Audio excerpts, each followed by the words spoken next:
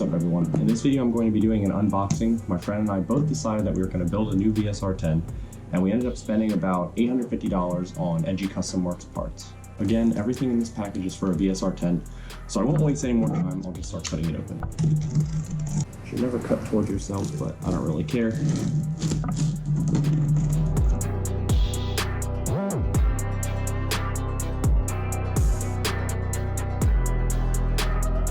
So there's a bunch of crap in here. I'm gonna start with this.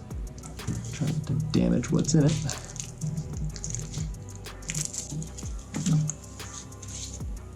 Alright, so these are stainless steel inner barrels. I got one that's 350 millimeters and my friend got one that's 300 millimeters. We both like short barrel sniper rifles. It's just nice because the gun can still be maneuverable and you can put a suppressor on. It's not like 4,000 feet long. Some of the EdGi barrels can also be brass, and I don't think there's anything wrong with brass versus stainless. There's a couple theories or like actually what the materials are made of. I personally believe that the most important thing when getting an inner barrel for your airsoft gun is the inner surface finish. You want to have the best finish inside. If you get a brass barrel, you can still have a superior finish, especially if it's from EdGi. They could possibly gunk up a little more. I noticed that I have to clean my brass barrels a little more than stainless.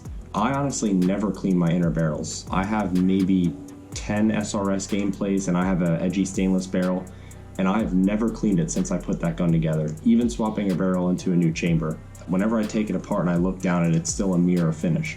Now you can maybe lap and polish your barrel, but I don't really want to deal with all that. I'd rather just buy a known good barrel, and EdGi definitely makes, I think, the best barrels out there. The surface finish is amazing and they have nice sized windows. You can get bridge, not bridge. You can get bull barrels, which are 10 millimeter outer diameters instead of 8, so it's a little more solid for stabilizing everything. Once my friend and I switched to stainless, we pretty much never went back. I'll still use the brass barrels I have, but if I had a choice, I'd get a stainless barrel. Let's see what we got here. I don't even know which thing I want to open.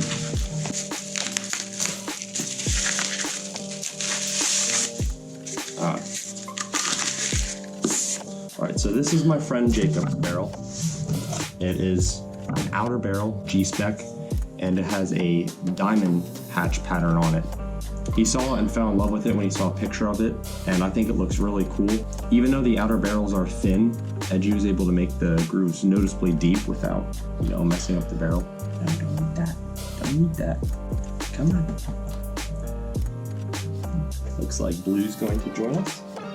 And it even has a threaded end. I'm going to guess that those are G-spec threads, which either way, it's nice because you can put a suppressor adapter in there.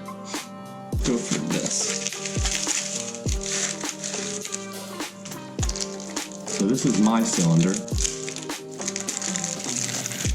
It's actually a spiral or twisted cylinder, whatever you want to call it. It has a really cool finish on it. I think it's called like heat treat. But I saw EdGi post a video or picture on his Facebook group. I'll put the link in the description. I just fell in love with it, so I had to have it. So this is a cylinder that I got. I didn't just get the cylinder. I also got the bolt handle and end cap. The bolt handle is like a twisted hollow setup. I didn't really like it first. I like the more solid ones. I have a maple leaf, and the picture I saw with the cylinder had the hollow one, and I think it looked really good, so I ended up going with that. So I was born with a pretty common disability. I'm left-handed. Fellow lefties out there will understand. But this is the rear end of a receiver, like a stock Tokyo Marui or JG, and you can actually swap the tail end of it so you can do your lefty conversion that way. I didn't know that actually came with that. Thank you. I don't know what this is either. Oh, this is also my friend Jacob. They say with weighted pistons you can achieve tons of joule creep, but there are so many variables that you have to match and get like the perfect setup for it to be effective. I'm not going to say too much more about it because that's a whole nother story. The EdGi SAP is nice because it's so adjustable.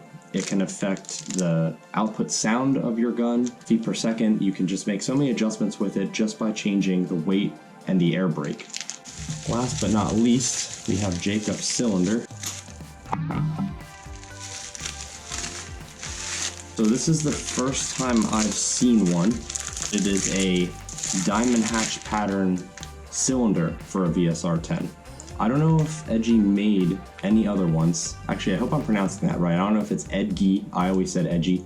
But I don't know if Ed made any other diamond hatch cylinders. I've seen the barrels, and when Jacob wanted the barrel, he wanted the cylinder to match. And it's such a cool pattern. When my friend and I were talking about what we wanted to do to our next VSR projects, he saw the barrel and we thought, well, I wonder if he could also do the diamond cut on a cylinder. So I messaged Ed, and I don't even think it was a day later, he messaged me with a picture and a video and was like, yep, I can do it. So I'm sure he would probably make more. You also have to hit him up. So yes, these parts are very expensive. The cylinder, for example, a lot of it is for the looks, but the durability is there, I guarantee it. A lot of cylinders have pins in the back, and over time it might take a while, it might take not so long depending on what kind of spring you run, but EdGi cylinders are all one piece and they're steel, so they're very strong. Sometimes depending on what you want, you gotta pay to play. So this is the end of my EdGi unboxing video. Thank you, Ed, for making all these awesome parts and taking my money. Thank you everyone who's watching this video, and if you're interested in seeing what the rifles look like that they're going into and the final product, stick around my channel. Hopefully I'll see you next time.